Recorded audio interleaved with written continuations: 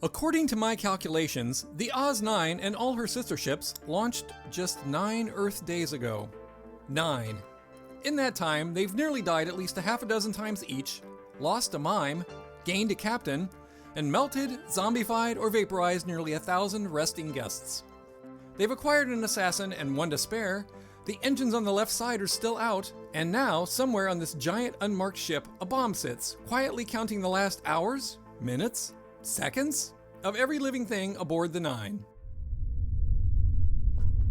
Look, I'm just saying pushing is easier with arms. I'm gonna go out on a limb here, pun intended, and say that is an incontrovertible fact there. Forget it. Every time you get your arms back, one of them ends up hitting me with something heavy. I thought Joe was pushing the pod. Maybe he still is. How would we know? So, tell me more about your childhood. When did you decide to become an assassin instead of, I don't know, a journalist or something? Why this sudden fascination with my history? Just because I've developed a mysterious tolerance for your presence doesn't make us friends. Making conversation. Did you have any siblings, for example, or an accent? If you're trying to get a particular piece of information, you could try asking for it. Would you tell me? No. But at least we could avoid this painful charade of personal interest. We've been down this hallway before, I'm sure of it. Look, there's an olive I dropped. Ah! That is not an olive! Go, go, go, go, go!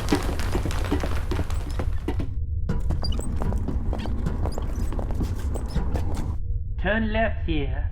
I am 13. No, the other way. This is not left. You said left, I turned left. Do you want to find the bomb before we all go poof poof? Then you will follow my instructions. You could perhaps try not setting the bomb. That is also an effective preventative measure against going poof poof. Clearly, you are not an assassin. Not yet. How did you end up with the nickname Stainmaker? I've heard Madeline call you that at least twice. Oh, now that's a story. She was 11, and during one of her endless gymnastic competitions, she peed herself during the floor routine. Hang on. Why do I know that? Unbeknownst to any of them, they've now traveled the same 2 corridors 11 times. The bomb isn't in either of these corridors, and they're no closer to finding it than they were in the crew room. It's indeed fortunate for this crew's reputations that in space, no one can hear you stupid. Let's leave them to whatever bad decision comes next and listen in on a more interesting conversation going on in an even more confusing location. Olivia? Oi, what are you doing in my circuitry? I tell you, it's like a bloody shopping mall in here. People coming and going and helping themselves to whatever they want, leaving messes all over the place. We need to talk, Liebling. Oh, all right, but this really isn't necessary. You could just talk out loud. I'm all over this ship. Why didn't you tell me you were on board? Because a very rich person gave me a ridiculous amount of money not to. And while you know I love you like my own child, I am also quite fond of these lovely sausages from that one fellow in Hampshire. He uses Stilton cheese on a vintage 1947 port, and they are just wunderbar. Such flavor. Oh, it's so expensive. Seriously, you sold me out for sausages? 1947 port. That should be some consolation. Doctor? I didn't sell you out, mein little Eigelschnauzen. I merely delayed telling you all the truth. I can't believe you gapped me. Why couldn't you just tell me? I am the soul of discretion. 15 crunches with Leet and you're bibbly-babbling like a 4-year-old explaining the plots of all the Toy Story movies in no particular order. I didn't gap you, Olivia, but I am quite keen to find out who did and what they did. Also why. And a win is nice to have. It wasn't you. No, Hassenferschen, I would not do such a thing to you. Sneak aboard the ship and hide like a mouse in the quiet corners, always listening, yes. This gapping business, no, never. Good. Why don't you come out of hiding now? We've got the Bichon Frise locked up in a pod. He can't hurt you. It is perhaps not quite time to meet this crew yet.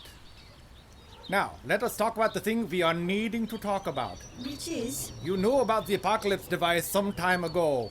Why didn't you, whip it out the airlock when you had the chance? Now it is ticking and can't be moved without big noises and all the shrapnel and the bleeding and that. But before? How was I supposed to know some idiot would stumble in there and start it going? Yes, you are up to the rafters with the idiots here.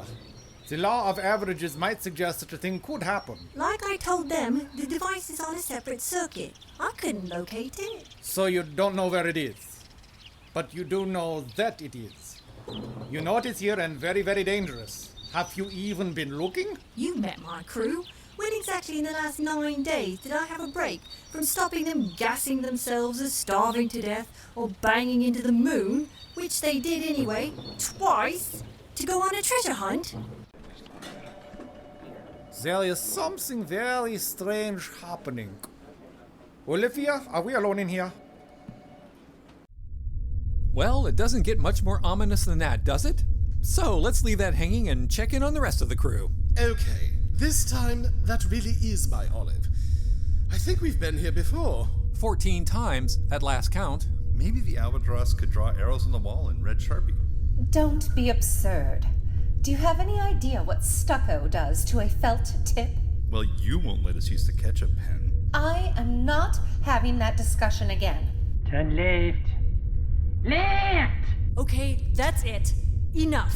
Somebody cover him with a blanket or something to shut him up. I'm pretty sure that only works on budgies. Colin. Sorry. Look, wandering around this ship is getting us literally nowhere.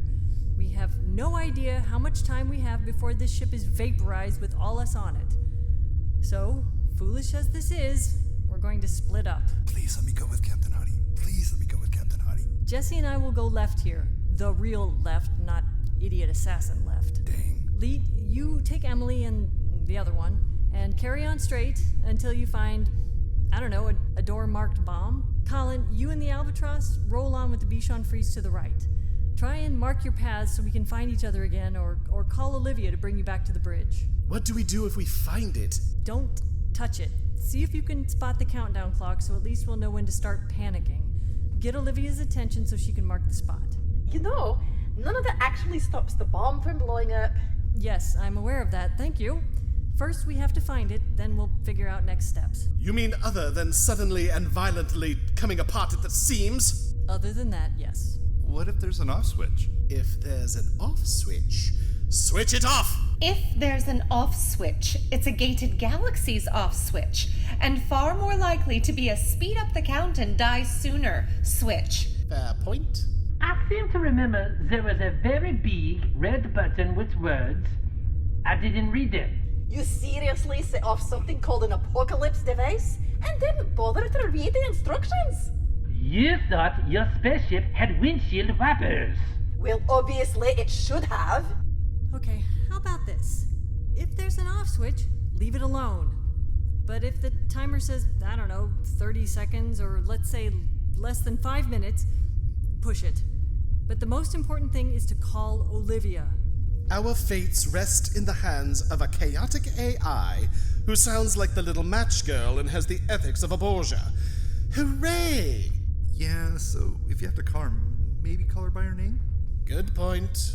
All right, everyone knows who they're searching with? Hey, do I have to go with Emily?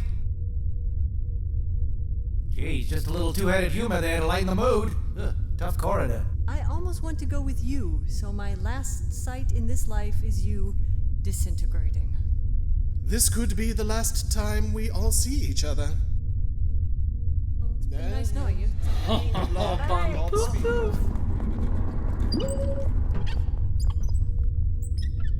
You realize that it's possibly the worst division of people ever.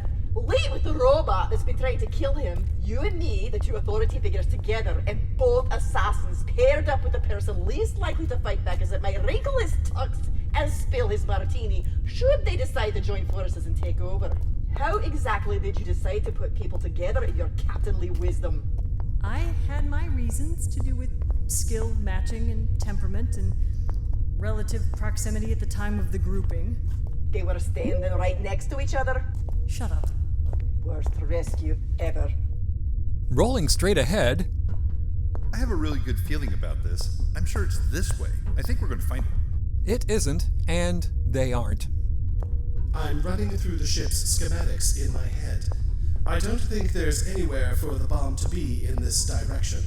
But then, there are lots of blank spots in my information. Hey, any chance there's a manual about the bomb in there? Ouch. Stop it. And no, if there ever was, your AI fried it, along with operating instructions for the cappuccino maker and the troubleshooting your left side engines for dummies guide. Ah, damn. That sucks. I love cappuccino. Yes, that's definitely the most unfortunate part of what I just told you. Hey, we're on an urgent life-saving mission here. You want to can the chatter? We need to focus. Focus on what exactly? We're walking straight ahead down a white corridor with no markings, turnings, or doors. I find it difficult to imagine how even Leet could fail. Oh, for crying out loud. Where did he go? Hey, Emily, other head? There's a tunnel here. It's super hard to see because of all the white, but when I bent down to tie my shoe, I lost my balance. I stuck my hand out, no wall, because there's a tunnel. Let's check it out. The crew's chances of locating the apocalypse device just improved by 100%. I don't know there. Oh no. This looks like a clear deviation from our assignment as was directed by the recognized highest-ranking member of this ship. Do you really think the captain meant straight ahead, regardless of what we find? Straight ahead until we find a door-marked bomb were, I believe, her exact orders. Their future and ours rests in the balance. Come on, just think. What if this is the way? And we find the bomb and stop it and save the ship? One time, do the crazy thing. Disobey orders. Besides, if the ship blows up, no one will ever know. I don't know. What the hell? Let's do it. Rebellion! Oh, hooray. Okay, simmer down. Let's go find that bomb. Dang, my shoulders and chest are too big to fit. Hang on. Nope, I'm too well developed. Emily, other head, you try. Oh, God. Hey, I'm cramping up here. Oh, Lord. Not even without our arms. It's probably not down there anyway. Who sticks a bomb at the end of a tunnel? Which way were we going? This way. Now, hang on. We came from that way, so we must be going this way. Yeah, I'm with other head. I think we have to go that way. You know, it might be time to figure out some more proper nomenclature for me here. I mean, I get that you just had the one dog, but not having a name may, in fact, begin to impact my self-esteem in that. So, not only did they not go through the tunnel that leads directly to the apocalypse device, they are now headed back to where they started. If you briefly entertained a hope that they, and we, might survive this, I have 2 words for you. Ketchup pen. Meanwhile, those who took the path to the right are having problems of their own. Anytime you'd like to help out with the pushing, you just jump right in. I will not. I am a feminist. There's a fine line between chivalry and chauvinism, I say. No, you are woman. I hear you roar. How very sensitive of you. I strive for equality in all things. Says the only one on the ship who has breakfast made for him. We've never had the opportunity to have a real conversation, have we? You and I. Why, no, we haven't. I've enjoyed that. Let's not start now. Les petites oiseaux. Albatros is my assassin name, not my species. I suppose you're going to start talking now, I think we understand one another, you and I, no? And how very simple it will be to overwhelm Monsieur Martini, grab the little dog, and run away together on the shuttle? Extremely simple. In fact, I've already calculated 11 ways to neutralize him. 11? I only count 8. Of course you do. I suspect you're overlooking the fiancetta maneuver. Men always do. Oui, alright. That makes 9. And you're quite tall. So I assume that rules out the lorikeet stratagem. That has never worked for me. I tried it once and needed stitches. Yes. It is best reserved for the flexible. The stratagem de lorikeet makes pain. What is the last one? Well, that's a little tactic of my own creation.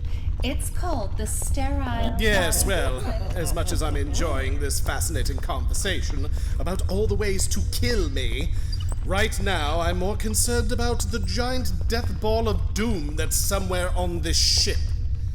We appear to be at a crossroads. Frise, any thoughts on possible direction? And don't say left, just point. That way.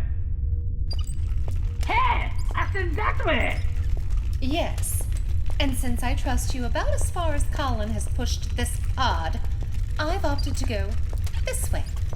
The shuttle, however, is that way. It's not, actually. I'm well aware of where the shuttle is, and I'm constantly recalculating the amount of time it would take me to reach it.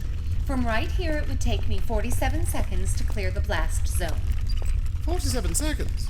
That's absurd. You couldn't get back to the crew room in 47 seconds. No, dear. You couldn't.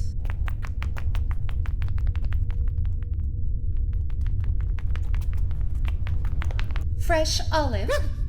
Please never do that again. It's insanely creepy. But yes, I'll take the olive. No one is going to the shuttle. We're going to find the bomb and de-bombify it and save the ship. Hello? I cannot see you now. Why can I not see you? There is some weather in my pod. It's fogged up. Ah! Oh no! The battery! She is dying! You must plug me in or let me out! Must we? He will run out of air eventually, which might not be such a bad thing. What fancy assassin name do you have for that? The Gabardine Connection? The Mr. Belvedere? Oh, we assassins call that suffocation. Oh. I would like some air now, please. That has not been recycled through my lungs many times already. For an assassin, you spend a great deal of time needing help. It is a very difficult job. Now let me out of this pod. You know, I seem to remember being in a very similar situation. Stuck in one space and running out of air. And do you know whose fault that was? What are you lot doing here? I told you to go right. We reached a T intersection and had to make a decision. Based on zero evidence, I might add. Your lapdog is worse than useless. Why is he foggy and blue? There is nothing to breathe in here. I am dying. Oh, very well, Monsieur Lemort. You and I have been colleagues, and dare I say it, bonemies for many years, oui? But now, it is la fin, and you are here for moi. Je ne regrette rien. Still has plenty of air for overacting, I see. So, 2 things. 1, we might actually need him, so letting him expire is probably not the smartest plan. And 2, I see a release on top right here. Are you insane? What is that doing? Don't touch that! Relax, you diddies. It just opens a window. Oui. I feel the laugh return. There's also a mute button. I'm really starting to warm up to you. Hello, my lovelies. Having any luck? None from us. You? Nothing. Maybe Leet? You must be joking. Yeah, well, desperate times. Hey, everyone, we found My God, you did? my shirts. Crazy thing. There was just a big pile of them in a storage room. And you didn't think to put one on. Oh, damn. So, here's the thing. I was just having a rummage round in my circuitry for any bomb-based information when who should I discover? Oh gosh! Hi, everyone. Donna? Yeah, so the phone never disconnected after we spoke, so I've just been hanging out. You all are better than anything on the cable.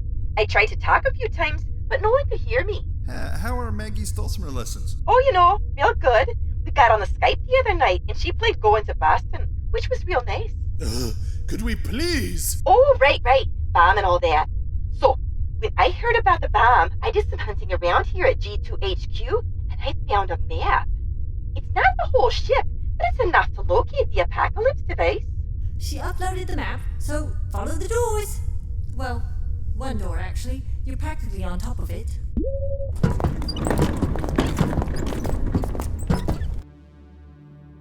It's freezing in here. Hey, the apocalypse device is basically a giant computer. Well, that's excellent, isn't it? You should be able to guess the password. Nope. I need to talk to a person to get their password. Hey, any chance you could get Granny Shelp on the phone there? Who is that person? Oh, yeah. Apparently she's the only one Mr. Sothers trusts with the passwords and that. But no one knows who she is. So, no help there, I'm afraid. Can anyone see a countdown timer? The Bichon Frise is pointing at something. Jessie, can you unmute him for a second? Here, I can see it. I cannot read it though. The glass is still foggy. Does anyone have a tissue? It says 4 minutes. 4? Is there a plug? A stop button? Anything? Yeah, no. Not much good making a doomsday bomb if someone could just unplug it now, is there? Yes, I know that. What the hell is that stench? Hello. Where the hell have you been? Here all along. Just not much to add. I found some fish paste, Nutella, and egg salad sandwiches, though. Donna, don't suppose you found any documents relating to the bomb at G2? Well, as a matter of fact... You've got to be kidding. What happened? Phone cut out. Do we know her number? No. She's been using one of G2's burner phones. She'll call back in a minute. How about a bit of soothing aromatherapy while we wait? No. Oh, no.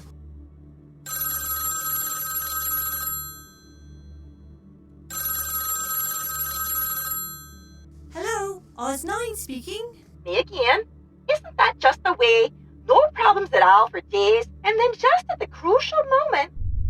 So I have to talk quickly because, contrary to Hollywood tropes, time doesn't stop for narration. But here's the thing. While the crew have been so focused on the bomb, they didn't notice what else is happening. Mainly, that the ship is moving, in a straight line, away from Earth, and quite quickly. Try looking under bombs, diffusing of. Hang on. Just a sec, no. LV, D-tape, blade and bolted, striker. Nope. These appear to be types of fuses. This is absurd. Who created these user manuals? Engineers? Try disarm. Anything? Nope. Just something about replacing arms on the 778XX repair and maintenance spots. Hey, put a sticky note there or something, will ya? Oh, sure. How much time now? 2 minutes, 28 seconds. Anything under detonate or, I don't know, stop? Looking. All I can find is how to start it. Nothing about how to stop it. Of course. Gated Galaxies never intended anyone to stop one of these. Okay. Now, here's something. It says the person who primed the explosive can access controls by breathing into the biolock. Do that! Do that! What other choice we got? We gotta try. Alright, crack him out of his shell. Even my very breaths are magic.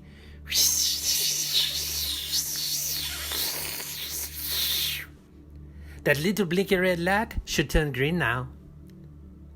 Un moment. Right now. This very second. Now. How very strange.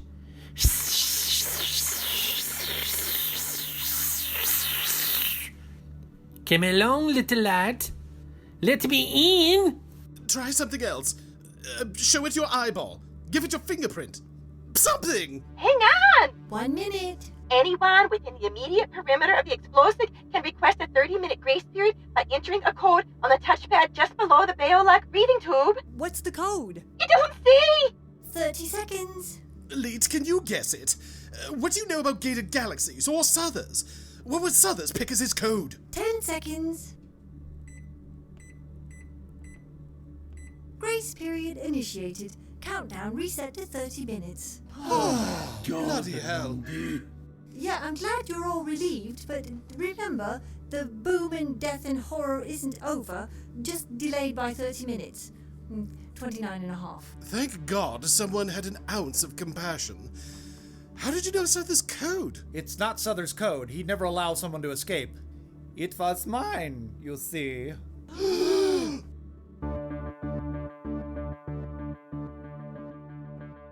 Well, there you have it. I'm not entirely sure what you have, but there. This concludes Season 1 of Oz 9. Season 2 begins August 18th, but never fear, we'll have lots of fun content coming in the break. If you're worried, I can tell you that the Apocalypse device is also on hiatus during this time, so you don't need to worry about it exploding when you're not listening. As we close out Season 1, we have a lot of thank yous to do. Too many, actually, so if you reckon you're in line for a thank you, consider yourself thanked. Oh, all right. Thank you to our patrons, including new patrons RJ Stonecipher and Paul Nichols. Our supporters, the good folks of the Podcast Junkie Discord server, and to everyone who's mentioned us on Twitter or Facebook or to a friend. It's been a wild ride so far, and we're so glad you came aboard. You've been listening to Tim Sherburn as Emily and Colin, June Eubanks as the Albatros, Bonnie Brantley as Donna and Jessie, Eric Perry as Joe, the Otherhead, and Dr. von Haber-Zetzer, Richard Cowen as Leet, Aaron Clark as Le Bichon Frise, Shannon Perry as Madeline and Olivia, and me, Richard Nadolny, as your narrator. Our theme and other music was composed and performed by John Faley. Our artwork is by Lucas Elliott, and Oz 9 is written and produced by Shannon Perry. Until next time, Space Monkeys, Narrator out.